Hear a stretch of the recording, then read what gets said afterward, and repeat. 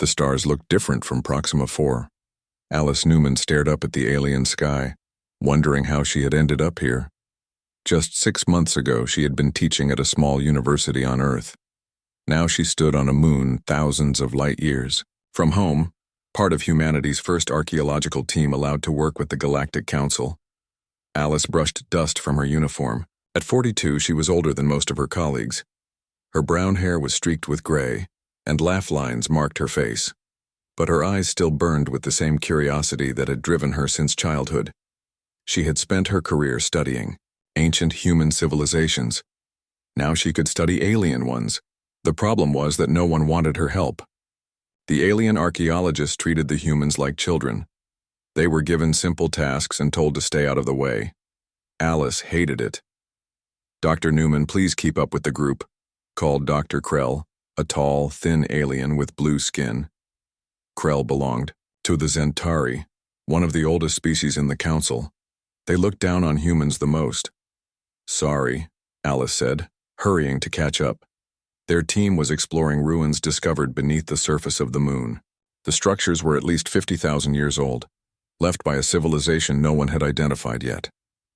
The team moved through dark tunnels lit only by their handheld lights. 7 archaeologists from 5 different species made up the group. Alice was the only human. The others whispered among themselves in their own languages, their translation devices occasionally letting Alice hear snippets about primitive techniques and wasting resources on humans. She ignored them. Alice had faced similar treatment on Earth as a woman in a field dominated by men. She knew how to prove her worth through her work.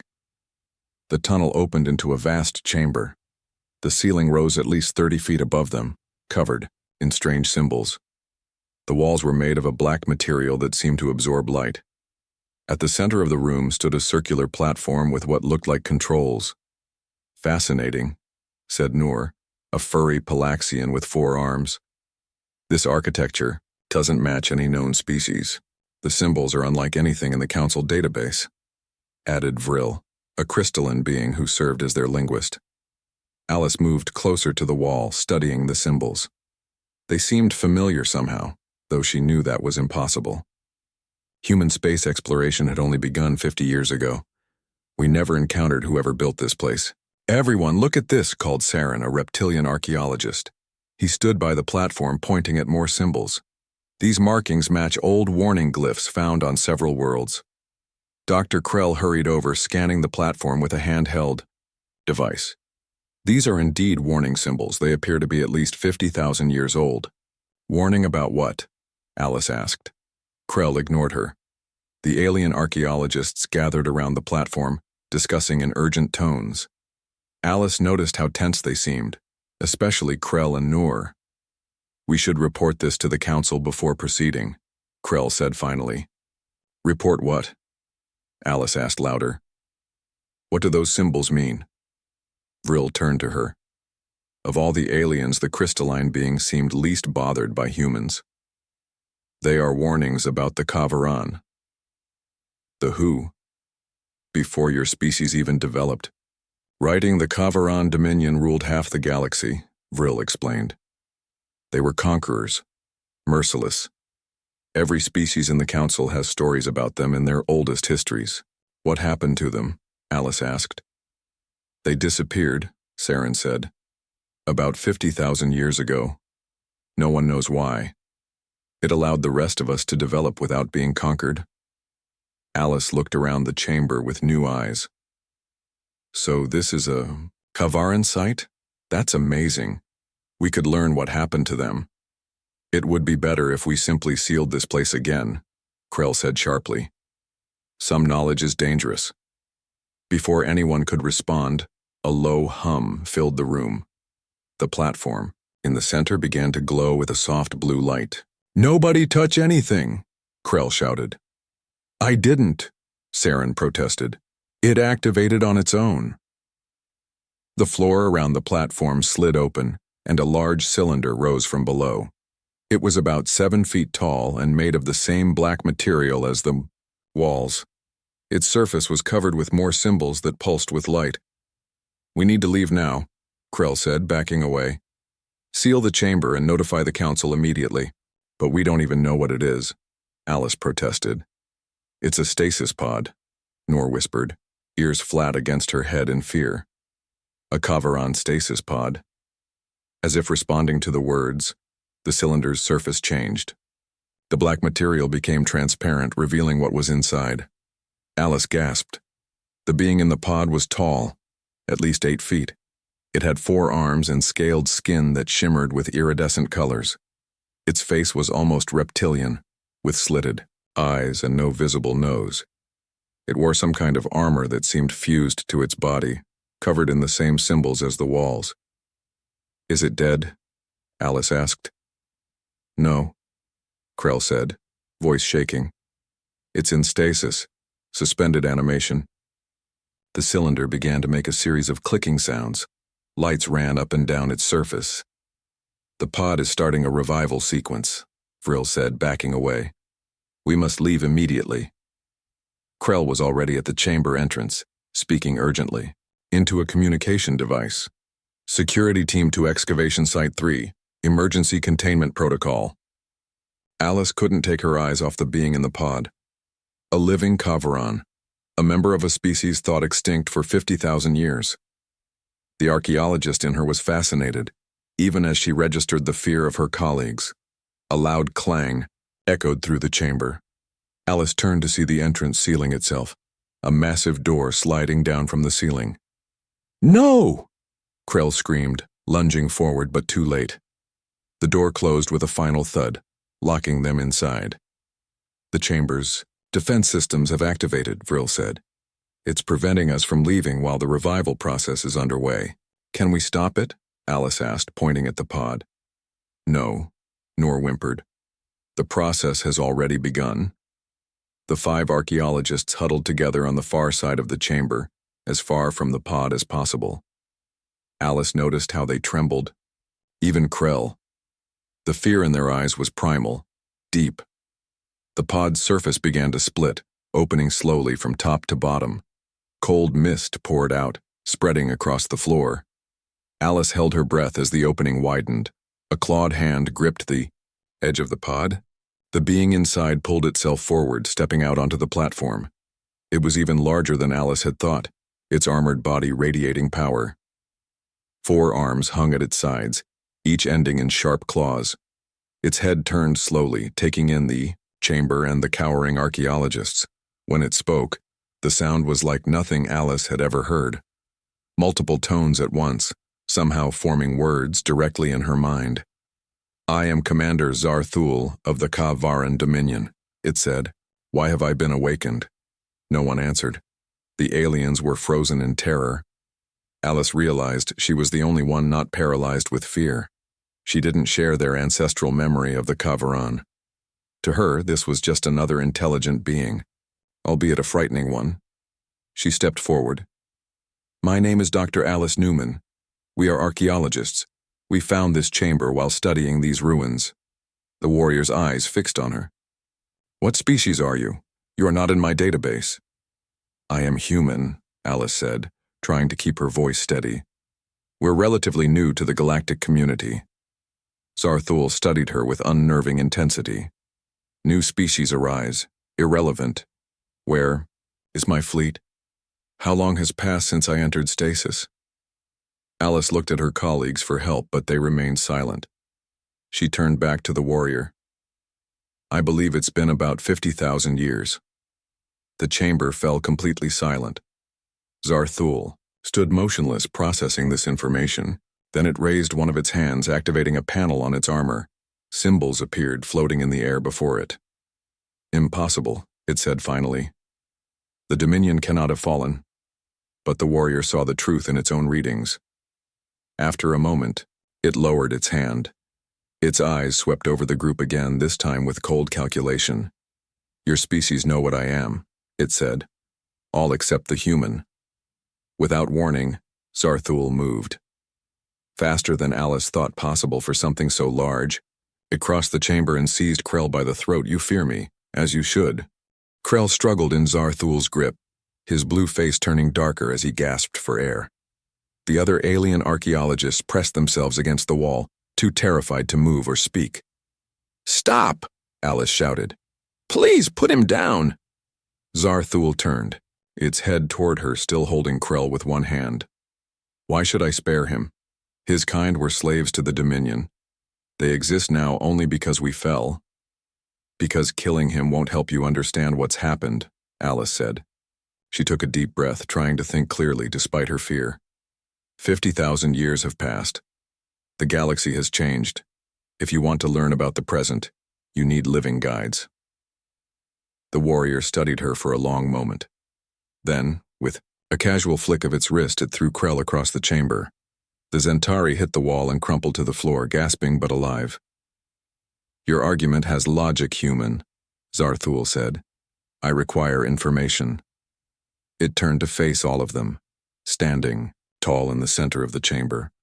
The armor covering its body hummed softly, lights pulsing across its surface. Alice noticed patterns shifting on the metal, almost like a living thing. "My stasis chamber should not have activated without a proper command code," the warrior said. "Did you awaken me purposely?" "No," Vril answered, their crystalline body trembling. "The chamber activated when we entered the room. We didn't touch anything." Zarthul's eyes narrowed. "The emergency protocols. The chamber was programmed to revive me if the Dominion fell." It looked down at a display on its armor. 50,000 years. Impossible. Alice took a small step forward. "What's the last thing you remember before entering stasis?" The warrior's head snapped up, its gaze piercing. "You question me, human?" "I'm trying to help you understand what happened," Alice said, keeping her voice calm. "If we know when you entered stasis, we might figure out what happened to your people." For a moment, Alice thought the warrior would strike her. Its clawed hands flexed at its sides. Then it spoke, its multi-tone voice filling the chamber.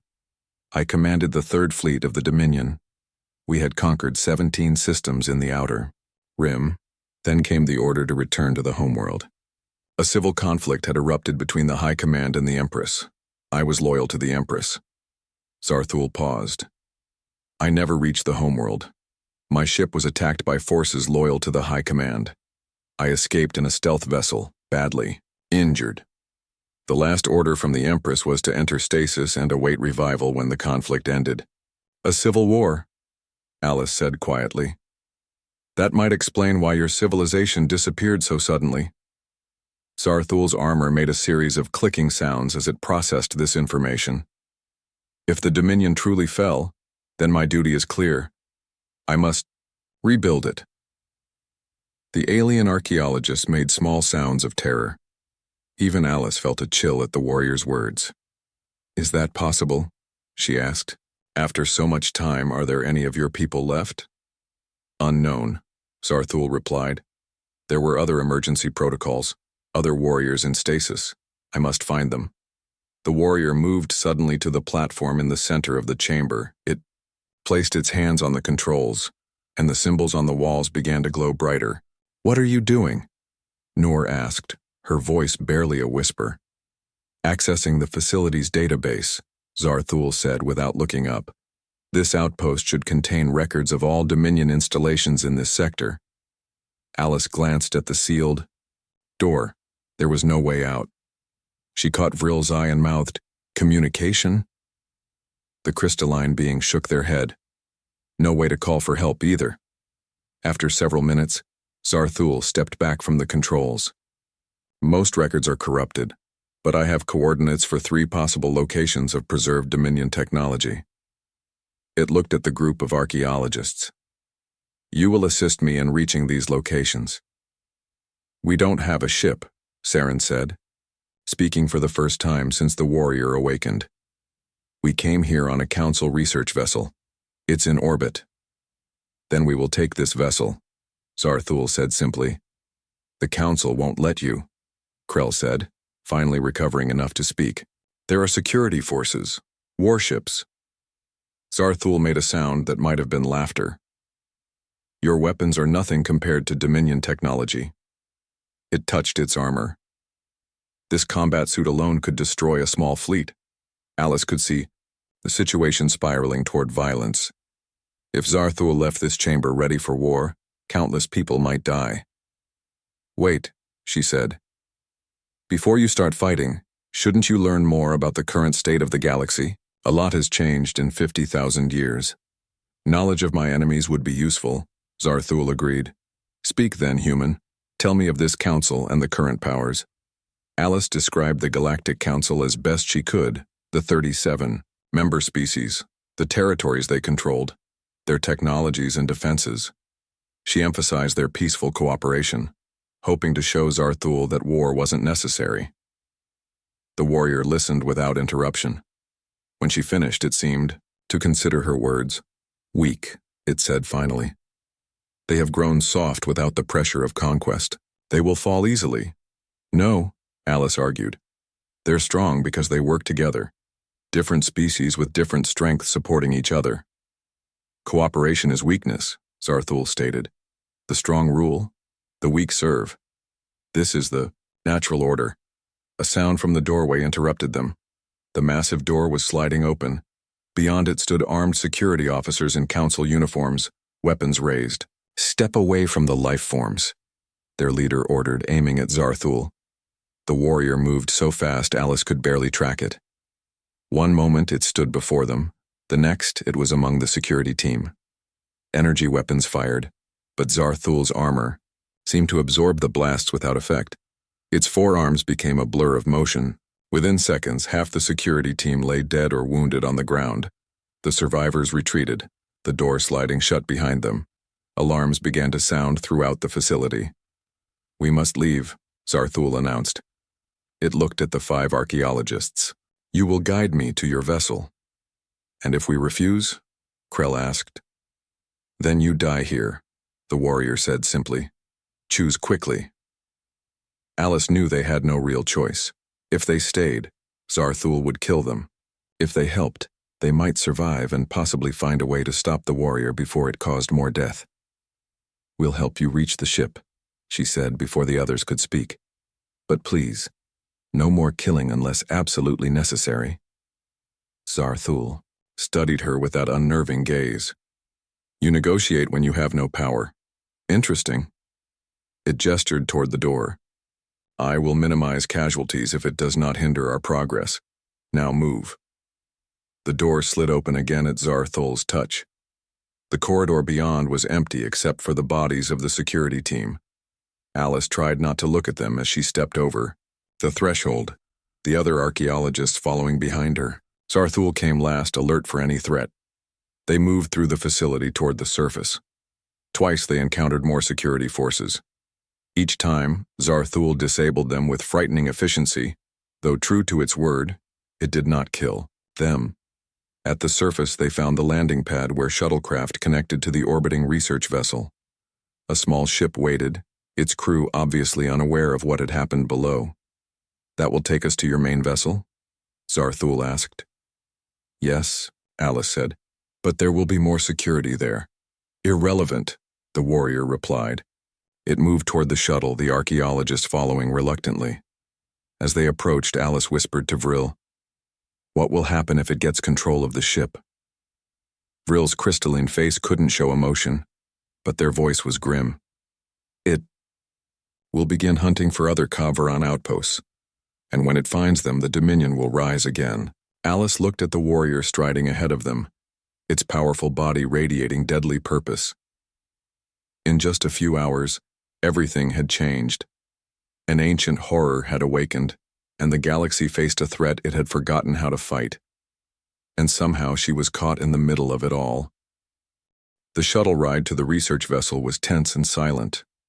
Alice sat with the other archaeologists while Zarthul stood near the pilot, watching his every move.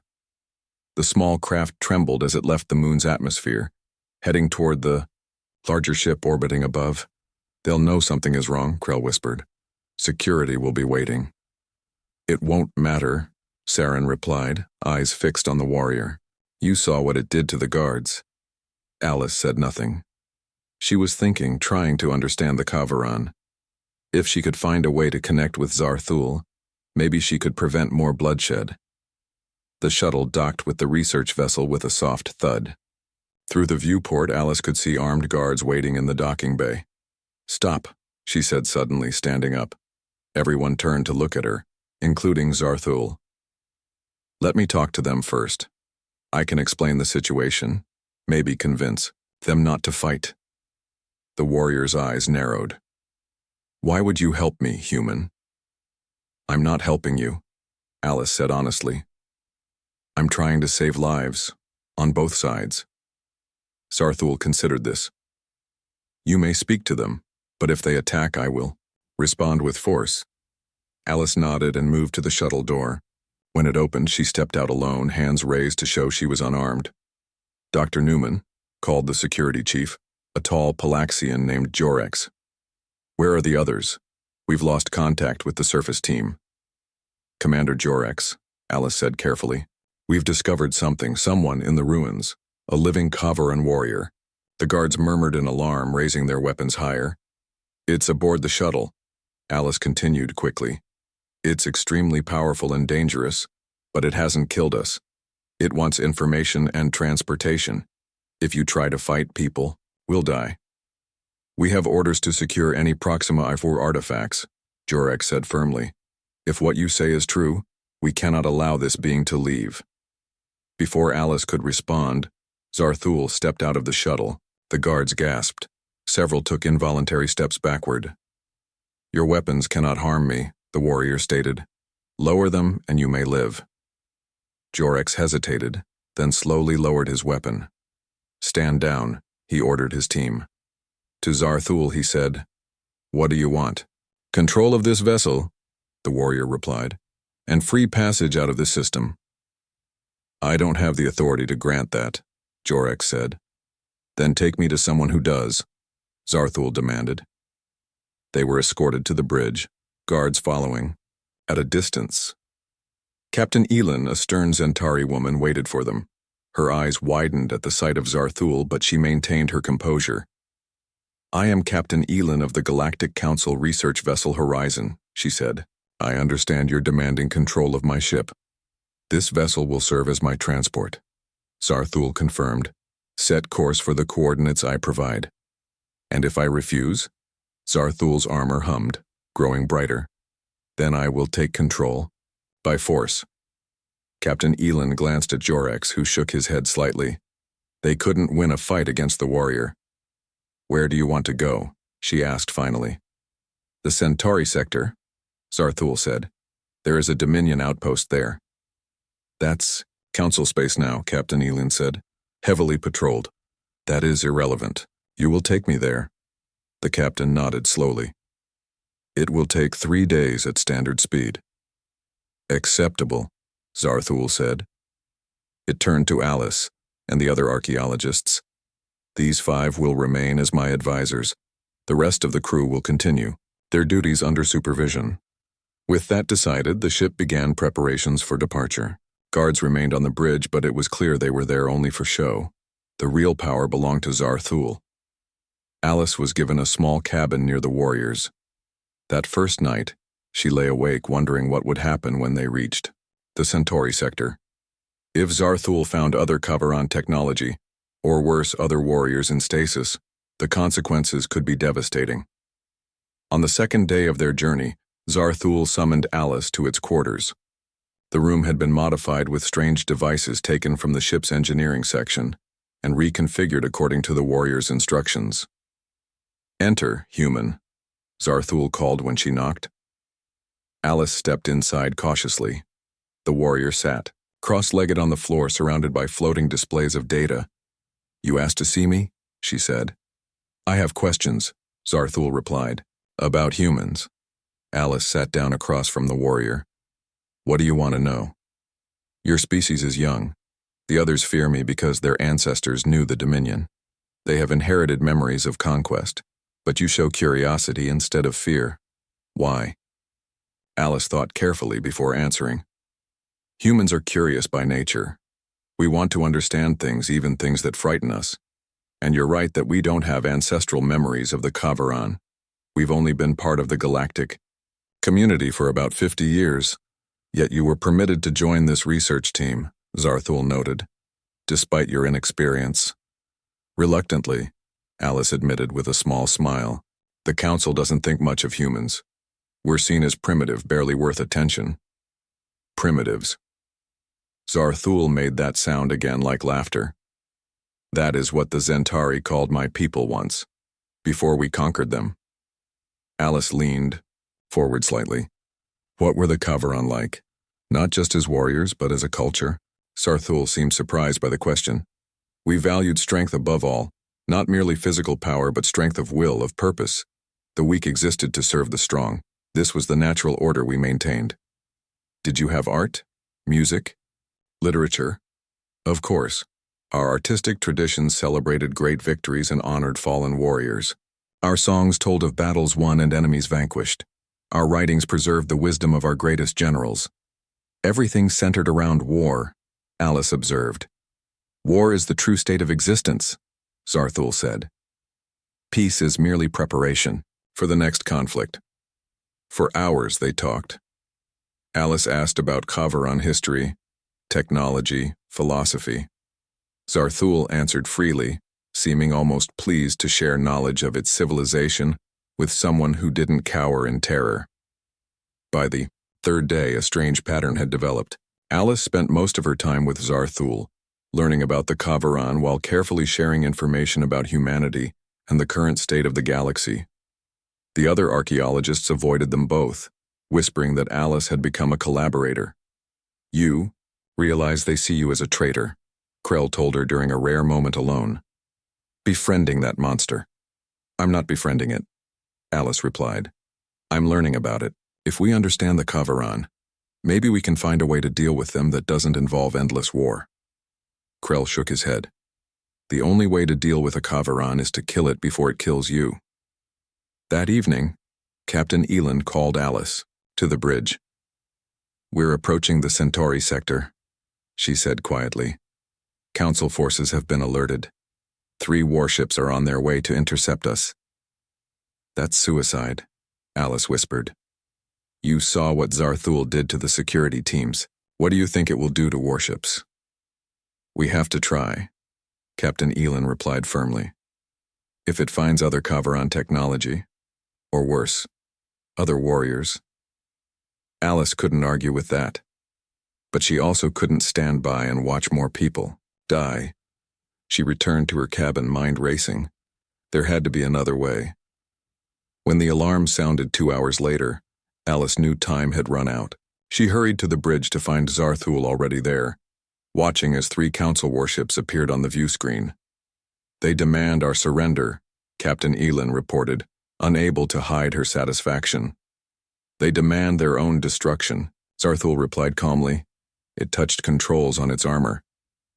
I will demonstrate the power of Kavaran technology. Wait.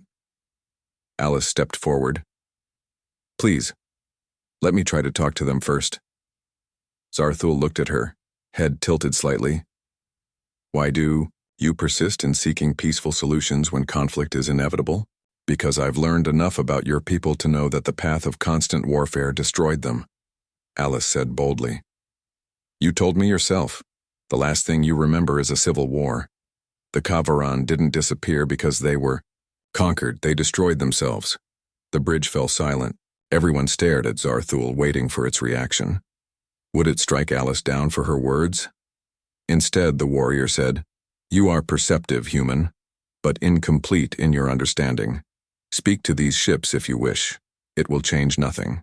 Alice took a deep breath and nodded to Captain Elan, who opened a communication channel. As Alice began to speak, she knew the fate of many lives, perhaps even the galaxy itself, might depend on what happened in the next few minutes. Alice faced the screen showing the 3 council warships. She could see the lead ship's bridge where Admiral Vex, a stern Palaxian with gray fur, watched her with suspicion. This is Dr. Alice Newman of the research vessel Horizon, she began. I'm speaking to you with the permission of the Kavaran warrior now controlling our ship. Dr. Newman, Admiral Vex replied, our scans confirm an ancient life form aboard your vessel. You will power down your engines and prepare to be boarded. The Council has ordered the capture or elimination of the Kavaran threat. Alice glanced at Zarthul, who stood motionless watching the exchange. Admiral, with respect, attempting to capture or eliminate the warrior would result in massive casualties. Its technology far exceeds our own. That is the Council's decision. Not yours, Vex said firmly. Please listen, Alice urged. The Kavaran is seeking information about its people. If we help, perhaps we can avoid conflict. Admiral Vex's eyes narrowed. The human speaks for the enemy, typical of your undisciplined species. He turned to someone off-screen. Target their engines. Prepare boarding teams. Zarthul stepped. First, enough talk, they have made their choice. It raised one arm, the armor glowing with energy. No. Alice moved between Zarthul and the screen. Please, give me one more chance to convince them. They fear me too much to listen, Zarthul said. Fear overwhelms reason. It is why the weak always choose to fight when they should submit. An idea struck Alice. Then let's give them a reason not to fear you. She turned back to the screen. Admiral Vex, I propose a meeting. Face to face. You and your senior officers with Zarthul, on neutral ground. That is out of the question, Vex replied. It's the only way to avoid bloodshed, Alice insisted. There's a council station in this sector, Station K-12. We can meet there. Both sides unarmed. Zarthul made a sound that might have been surprise. You suggest I surrender my weapons? As a show of peaceful intentions, Alice said. Just for the meeting. And why would I do this? Alice lowered her voice so only Zarthul could hear. Because it will show them something they don't expect, a Kavaran capable of restraint. Their fear is based on stories thousands of years old. Change the story. The warrior studied her for a long moment. Then it addressed the screen. I accept these terms. Station K-12, 6 hours from now. I will come without active weapons. Your delegation will do the same. Admiral Vex looked stunned. After conferring with his officers, he reluctantly agreed. 6 hours, any sign of treachery, and we open fire. The screen went dark. Everyone on the bridge stared at Zarthul in disbelief. You're actually going unarmed? Captain Elin asked. I said I would come without active weapons, Zarthul corrected. My armor has passive defenses that cannot be deactivated, and I require no weapons to defend myself if necessary. The captain didn't look reassured. What's your plan? To listen, Zarthul said, surprising them again. The human has convinced me there is value in understanding more before I act. It turned to Alice. You will accompany me to this meeting. 6 hours later, a shuttle from the horizon docked at Station K-12. The station was small, primarily used for research and as a waypoint for ships traveling through the sector. Most of the crew had been evacuated, leaving only essential personnel and the council delegation. Alice walked beside Zarthul down the corridor toward the conference room. The warrior moved with fluid grace despite its size, drawing stares from everyone they passed. They still fear you, Alice observed quietly. As they should, Zarthul replied. But fear can be useful when properly directed. The conference room was large, with a circular table in the center. Admiral Vex and 5 other high-ranking council officials waited, trying to hide their unease as Zarthul entered. Alice took a seat next to the warrior, feeling the tension. In the room. This meeting is unprecedented, Admiral Vex began stiffly. Never in recorded history has the council negotiated with a Kavaran. Because you believed us all dead, Zarthul said. Yet here I stand. The question is what happens now. The council's position is clear, said a Zentari diplomat named Trell. You are too dangerous to be allowed freedom. You must surrender yourself for containment. Zarthul's eyes flashed. I will not be imprisoned. Then we have nothing to discuss, Admiral Vex said, starting to rise. Wait, Alice interjected. We're here to find a solution that doesn't end in war. Zarthul, what is it you actually want? The warrior seemed taken aback by the question. To rebuild what was lost, to find any remnants of my civilization. And if there are none? Alice asked gently. If you truly are the last Kavaran? For the first time, she saw uncertainty in the warrior's posture. Then, I do not know. A Palaxian scientist named Mira spoke up.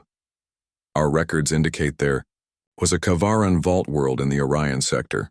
It was discovered 300 years ago, but the Council sealed it rather than risk awakening anything inside. You know of this place, Zarthul demanded, leaning forward. We know its location, Mira confirmed, but not what's inside. Alice saw an opportunity. What if we propose this? A joint expedition to the vault world. The Council provides a research vessel. Zarthul goes unarmed but is allowed to access any information found there. A team of scientists, including me, accompanies to document everything. Absolutely not, Admiral Vex objected. We cannot allow access to Kavaran technology. It's too dangerous. With respect, Admiral, Alice countered, that technology exists, whether we access it or not. Wouldn't it be better to study it together, under controlled conditions, rather than have Zarthul seek it out alone? The Council members exchanged glances. Trell spoke cautiously. There is some logic to this approach. We could learn much about the Kavaran civilization, and keep a close watch on our guest at the same time, added another official. Zarthul's armor hummed, patterns shifting across its surface.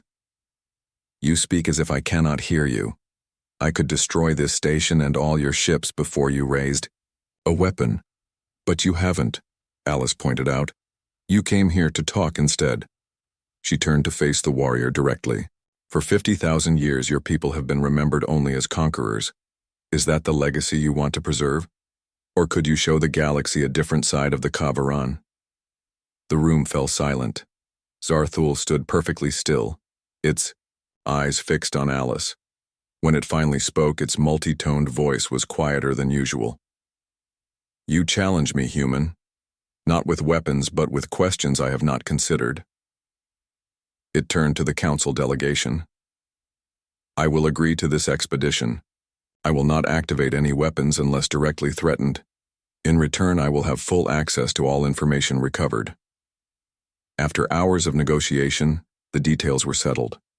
A Council research vessel would take them to the vault world.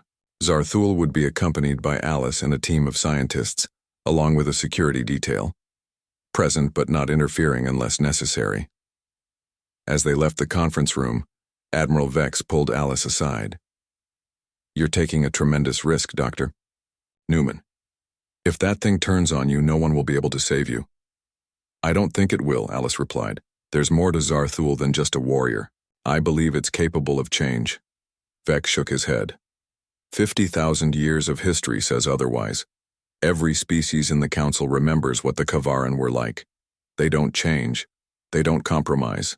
They conquer or die trying. Alice watched Zarthul walking ahead of them, its powerful form drawing stares from everyone it passed. Maybe that's why they disappeared, she said quietly. Maybe their inability to change led to their downfall. 3 days later, Alice stood on the bridge of the Council vessel Seeker as it approached the coordinates of the Kavaran vault world. Zarthul stood beside her, its eyes fixed on the view screen showing their destination, a small, barren planet orbiting a dying star. After 50,000 years, the warrior said softly, I will finally learn the fate of my people. Alice glanced up at Zarthul, seeing something new in its posture, not just the confidence of a warrior, but the uncertainty of someone about to face a truth they might not want to know. Whatever we find down there, she said, you're not alone anymore. Zarthul looked down at her, its alien features unreadable. An odd statement from a member of a species that should be my enemy. Maybe it's time to redefine those categories, Alice suggested. Enemy, ally, friend. The warrior made no reply, but as they prepared for landing, Alice noticed that Zarthul stayed close to her, as if finding comfort in her presence. Perhaps, she thought, that was the most unthinkable thing of all, that a human and a Kavaran might understand each other across the gulf of time and difference. The Council vessel Seeker landed on the barren surface of the vault world. Outside, fierce winds howled across a rocky landscape. No life had existed here for thousands of years. Alice stood in the airlock with Zarthul and the expedition team. Everyone wore environmental suits except for the warrior, whose armor protected it from the harsh conditions. Captain Wren, the Zentari commanding the Seeker, gave final instructions. "We stay together at all times," he said firmly. "Any sign of danger, we return to the ship immediately." Zarthul's eyes glowed in the dim light. "The danger is already here, Captain. I am the most lethal being on this planet." No one argued. Despite days of uneasy cooperation, the council team still feared the warrior. Only Alice seemed comfortable in its presence. They stepped out onto the planet's surface. Scanners had detected a structure buried beneath a mountain 2 kilometers away. The team moved carefully across the rocky ground, scientific equipment strapped to their backs. "What do you expect to find?" Alice asked Zarthul as they walked. "Knowledge," the warrior replied. "The vault worlds contained our most important records, technology, history." It paused. "And perhaps answers about what happened to my people." They reached the mountain and found an entrance, a massive door carved with Kavaran symbols. Zarthul approached and placed its hand on a panel. After a moment, the door slid open with a grinding sound. "The recognition systems still function," the warrior said with something like pride. They entered a long corridor that sloped downward into the mountain. Lights activated automatically as they walked, illuminating walls covered with more symbols. The scientists recorded everything, excited despite their fear. "These are historical records," Zarthul explained, scanning the walls. "Chronicles of our conquests." The corridor opened into a vast chamber filled with rows of storage units. In the center stood a large console. Zarthul moved directly to it and began activating the ancient systems. "This vault is intact," it announced. "The data, preservation fields have maintained integrity." The console came to life, projections filling the air around them. Strange symbols flowed in complex patterns. Zarthul interacted with them, manipulating the data with practiced movements. "Can you read it?" Alice asked, stepping closer. "Yes. It is a complete archive of Kavaran knowledge." The warrior's voice held emotion for the first time. "Everything my people were is preserved here." For hours, Zarthul searched through the data while the scientists studied what they could of the facility. Alice stayed near the warrior, watching, as it absorbed the history of its lost civilization. Gradually, Alice noticed a change in Zarthul's posture. Its movements became slower, more hesitant. Sometimes it would stop completely, as if processing something difficult. "What is it?" she asked finally. "What have you found?" Zarthul was silent for a long moment. "The truth of our end," it said finally.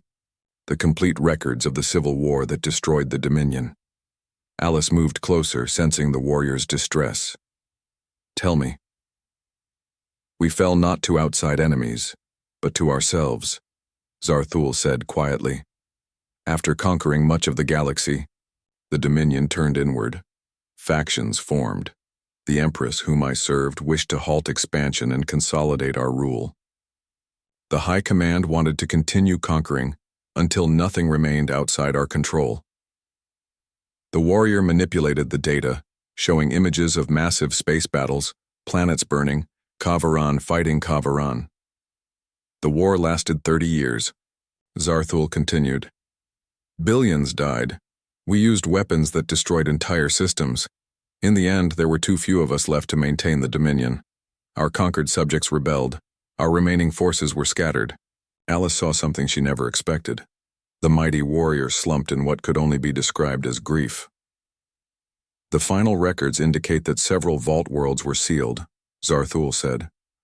"Warriors like me were placed in stasis, intended to be awakened when enough time had passed for our people to recover.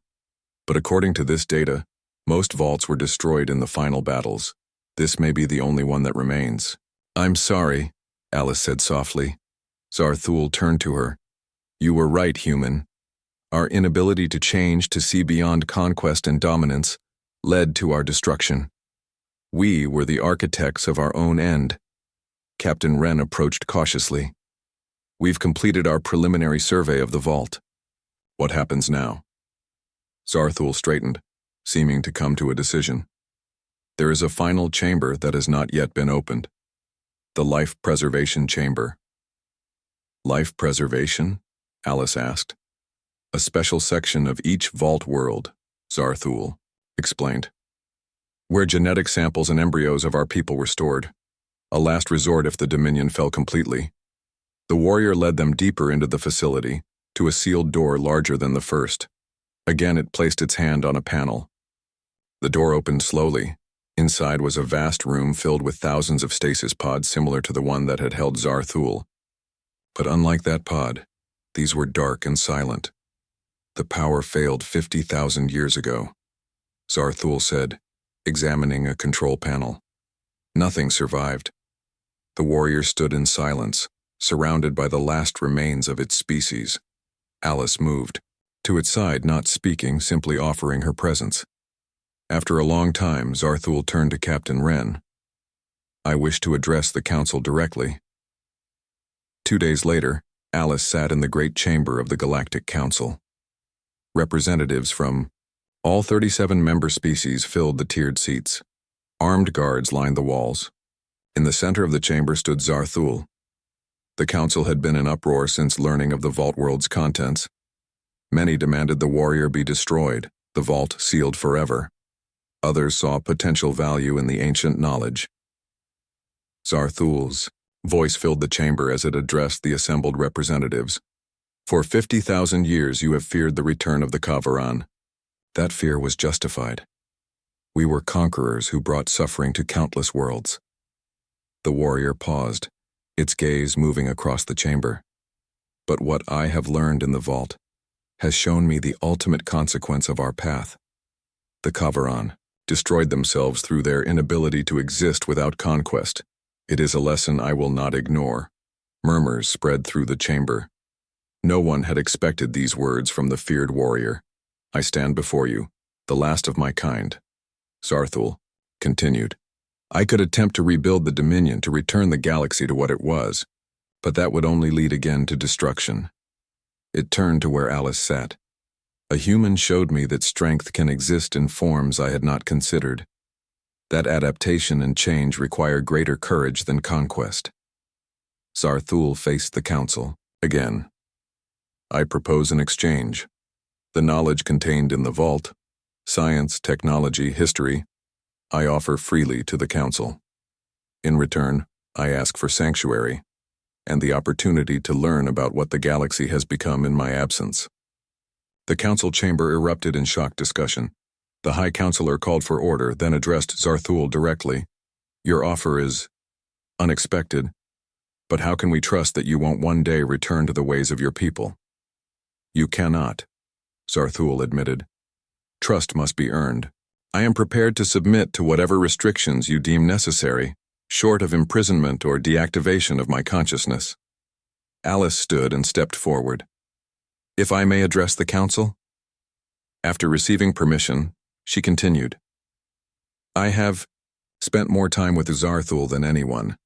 I've seen not just the warrior but the person beneath the armor. Someone capable of reflection, of growth, of change. She looked up at Zarthul. What this being is offering is unprecedented. Access to knowledge that could advance our understanding by centuries, and in return, all it asks is the chance to live. The council deliberated for days. In the end, they accepted Zarthul's proposal, with conditions. The warrior would live under supervision at a special facility. It would help scientists understand the Kavaran archives. It would surrender certain offensive capabilities of its armor. On their last day together before Alice returned to her research, she visited Zarthul at the new facility. The council still fears you, she said as they walked through a garden designed for the warrior's comfort. As they should, Zarthul replied, but fear can transform into respect, given time. And what about you? Alice asked. What will you do now as the last Kavaran? Zarthul looked out across the landscape. I will be the memory of my people, not just their strength in war but all they were, and perhaps in time I will find a new purpose. The warrior turned to her. You did the unthinkable, Alice Newman. You saw beyond fear to possibility. My people would have called that weakness. It paused. I now recognize it as the greatest strength of all. Alice smiled. That's the most unthinkable thing of all, that you could change. Not change, Zarthul corrected. Evolve, as all successful species must. As Alice prepared to leave, Zarthul placed one of its 4 hands gently on her shoulder. We will meet again, human. There is much I still wish to learn from your unthinkable perspective. Alice nodded. I'll hold you to that, warrior. She walked away knowing that history had been altered forever, not through a great battle or the fall of civilizations, but through something far more powerful. Understanding across the gulf of difference. The most feared being in galactic memory had not been defeated or contained. It had been reached.